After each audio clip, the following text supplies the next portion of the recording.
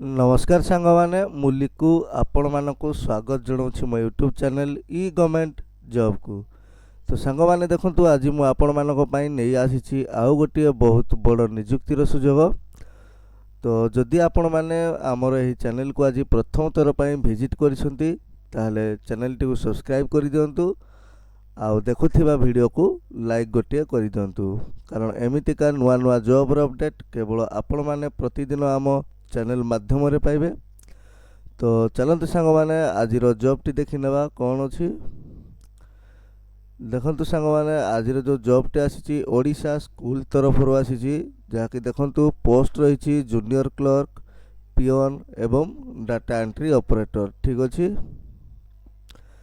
देखंतु ना ऑर्गेनाइजेशन कौन रही माने जॉब टी कोठु आसी ना पीएस डिग्री कॉलेज खंडपड़ा नयागढ़ तो डिस्ट्रिक्ट रु जॉब टी आसी ठीक अच्छी।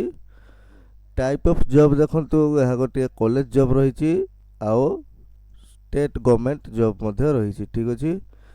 पोस्ट ना देखंतु कौन सब रही ना guest faculty assistant librarian data entry operator एवं पियन रो पोस्ट रही ठीक अच्छी। पोस्टिंग कोठी हम देखंतु ना नयागढ़ डिस्ट्रिक्ट रे हम क्यों मैंने सब आवेदन करें देखो ना उभय पुरुष और महिला यहाँ आवेदन करें।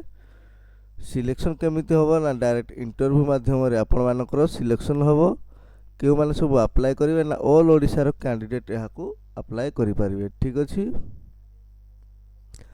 क्वालिफिकेशन सब कौन सब दरकार देखो ना गेस्ट फैकल्टी पीजी कर आवश्यक एवं से मिनिमम आपण मानक 50% मार्क रखि आवश्यक। आ देखंतु असिस्टेंट लाइब्रेरियन पाई देखंतु बीएलआईएस रो क्वालिफाई आपण माने करिथिबा आवश्यक। डाटा एंट्री ऑपरेटर पाई देखंतु ग्रेजुएट होइथिबा आवश्यक एवं ता सहित पीजीडीसीए आपण माने करिथिबा आवश्यक ठीक अछि।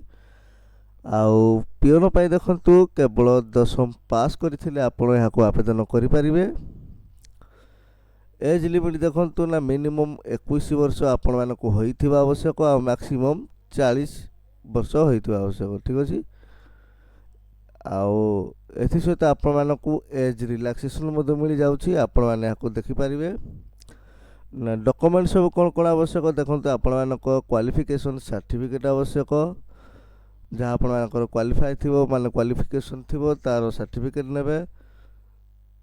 डेट ऑफ बर्थ इंडिकेट करथुवा सर्टिफिकेट जहाँ कि आपण मानकर 10 सर्टिफिकेट हो कि +2 सर्टिफिकेट हो यह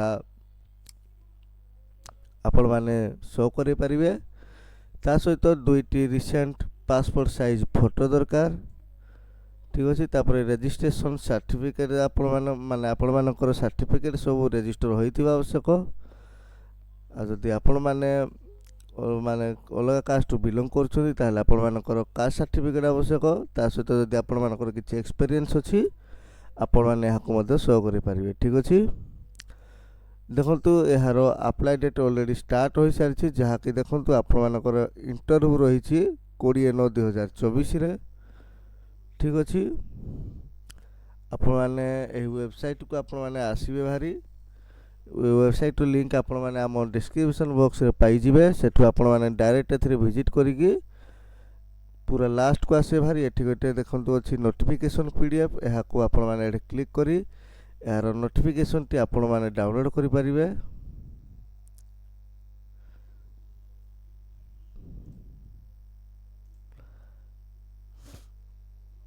एठी देखंतु यार notification T walk in interview रही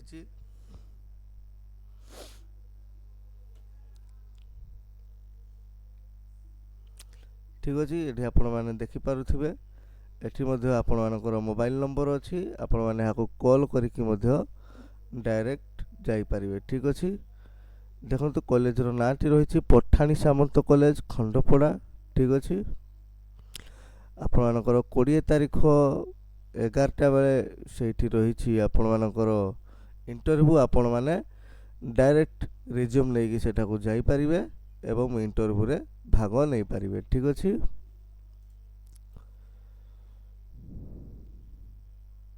तो आपण मैंने यही भाव में यहाँ आवेदन करें। तो सांग मैंने जदि आपण मानक भिडियोटी भल लगी ताले भिडियोटी गोटे लाइक करदे एवं चैनल टी को निहाती भाव में सब्सक्राइब करदे। ତ ପୁଣି ଦେଖା ହେବ ଆଉ ଗୋଟିଏ ନୂଆ ଜବ୍ର ଅପଡ଼େଟ୍ ସହିତ। ସେଥିପର୍ଯ୍ୟନ୍ତ ନମସ୍କାର, ଜୟ ଜଗନ୍ନାଥ।